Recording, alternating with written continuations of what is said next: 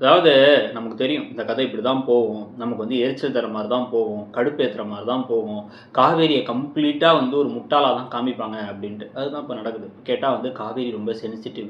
அந்த வீட்ல பாட்டி உயிர விட்டுறேன்னாங்கல்ல. அதனால இவங்க என்ன பண்ணுவாங்க அப்படின்னா, இப்ப அவங்க யார பத்தி இந்த ப்ரையாரிட்டின்னு ஒரு வார்த்தை சொல்லுவாங்க. அவங்க யாருக்கு முக்கியத்துவம் குடுக்குறது அப்படின்னு ஒரு ஆர்டர் வச்சிருக்கணும். நம்ம உலகத்துல என்னைக்குமே வச்சிருக்கணும் அப்படிங்குவாங்க. முதல் வட்டம் அதுல வந்து நம்ம இருக்கணும்.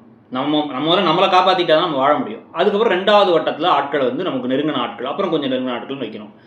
காவேரிய பொறுத்தவரைக்கும் விஜய் தான் முதல் வட்டத்துல இருக்கணும். ஏன்னா, அவர் உண்மையிலே இவங்களுக்காக உருகி உருகி காதலிச்சுட்டு இருக்காரு. வேலைய விட்டுட்டு உட்காந்து பக்கத்து வீட்ல உட்காந்துருக்கிறது என்ன, அசிங்கப்படுறது என்ன, துன்பப்படுறது என்னன்னு எல்லா வேலையும் செஞ்சுட்டு இருக்காரு. ஆனா, அத பத்திலாம் துளியளவும் கவலை இருக்க மாரிலாம் தெரியல. அவருடைய மனச புரிஞ்சுக்கிற மாரிலாம் தெரியல. இன்னைக்கு எபிசோட்ல இப்ப வந்து வீட்டுக்கு வராங்க காவேரி. காவேரி வீட்டுக்கு வந்த உடனே வந்து அவங்க அம்மா அப்படியே மூஞ்சிய தூக்கி வச்சு கோவமா இருக்காங்க. பாட்டியும் கோவமா இருக்காங்க. அப்புறமா தான் கங்கா வந்து அந்த சித்தி வந்து பேசிட்டு போனதா சொல்றாங்க. இவங்கள்ட்ட பாட்டி, அவங்கள்ட்ட சித்தி அப்படின்னு உடனே இவங்க என்ன பண்றதுன்னு தெரியாம முழிச்சிட்டு இருக்காரு. அப்ப வந்து யார் வரான்னு வந்து பார்த்தீங்க அப்படின்னா வந்து நிவினும் குமரனும் வராங்க.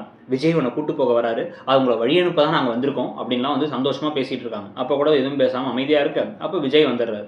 வீட்டுக்குள்ளார வாங்கன்னு அவரை கூப்பிட்டுட்டு இருக்கும் பொழுது, வீட்டுக்குள்ள வராதப்பா, நான் கத்துறதுக்குள்ள வெளில போயிடு அப்படிங்கிறாங்க சாரதா. சாரதாக்கெல்லாம் வந்து நன்றி கடன்கிறது கிடையவே கிடையாது.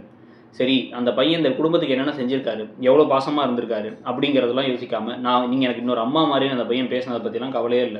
ஒரே நாள்ல அப்படியே தலைகீழா தூக்கி போட்டு தூக்கி எறிஞ்சிட்டு போயிடுவாங்க. நிவினியும் அதே மாரி தான். நாளைக்கு நிவின் யமுனாவ தொரத்தி விட்டாரு அப்படின்னா, நிவினி வந்து தூக்கி போடுறதுக்கு தயங்க மாட்டாங்க. அவங்க நமக்கு செஞ்சிருக்க நல்லத பத்திலாம் கவலை இல்ல. இன்னைக்கு டேட்டுக்கு நமக்கு என்ன தேவைங்கிறத பத்தி தான் அந்த சுயநல குடும்பமே யோசிக்கும்னு வச்சுக்கோங்க.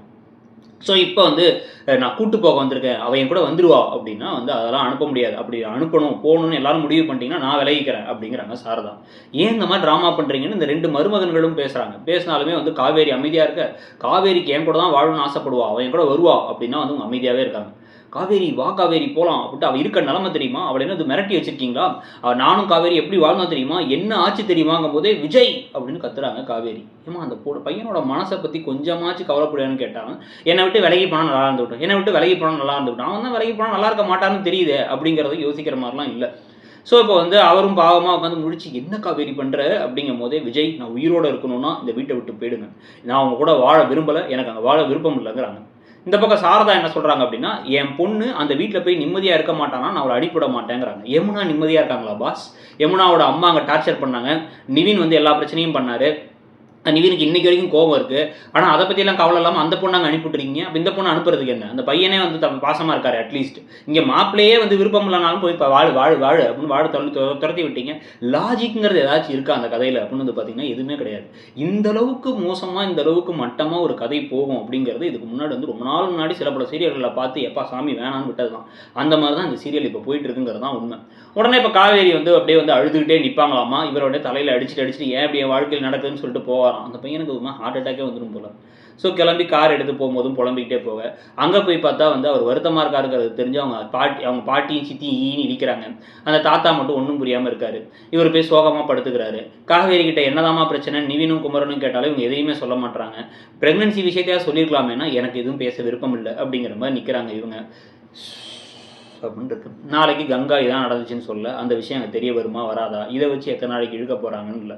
அதாவது இன்ட்ரெஸ்டிங்கான மக்களுக்கு பிடிச்ச மாதிரி ஒரு கதையை கொடுக்கறது, இல்லை வந்து ஒரு திருப்பத்தோட, இல்லை வந்து ரசிக்கிறபடி கதையை கொடுக்கறதெல்லாம் இல்லை, ட்ராமா கொடுக்கறது. அதாவது பார்க்குறவங்கள வந்து ஒரு மாதிரி வலியை கொடுத்து பாருங்கள் எவ்வளோ சோகமாக இருக்காங்க பாருங்களேன், பிரிஞ்சுட்டாங்க பாருங்களேன், எப்போ சேருவாங்கன்னு பாருங்களேன் அப்படின்னு கொடுக்கறதுக்காக மட்டும் கதையே இல்லாமல் கதையை இழுத்துட்டு கொண்டு போயிட்டு இருக்கிற இந்த வேண்டா வெறுப்புக்கு பிள்ளையை பெற்று காண்டாமிருகன்னு பேர் வச்சிருக்கிற, நம்ம எதிர்பார்க்காம டிஆர்பி வந்துருச்சு, வேற வழியில் கதை இழுத்துதான் ஆகணும், அதனால் லாஜிக்கே இல்லாமல் ஏதாச்சும் பண்ணலாம் அப்படின்னு நினைக்கிற ஒரு கதை அப்படின்னா அது இப்போதைக்கு நான் பார்க்குற சீரியலில் அது மகாநதியாக தான் இருக்க முடியும். இந்த சீரியலை பற்றி நீங்கள் என்ன நினைக்கிறீங்க? நம்ம சொன்னதில் வந்து லாஜிக்கில் இந்த நிவின் அப்படிங்கிற ஒரு குடும்பத்தில் யமுனா சந்தோஷமாக இல்லாத போது காவேரி அதே மாதிரி அனுப்ப வேண்டியதானே, என்ன பிரச்சனை அப்படிங்கிறத பற்றி உங்களுக்கு ஏதாவது பதில் இருந்தால் அந்த பதிலை சொல்லுங்கள். தேங்க்யூ.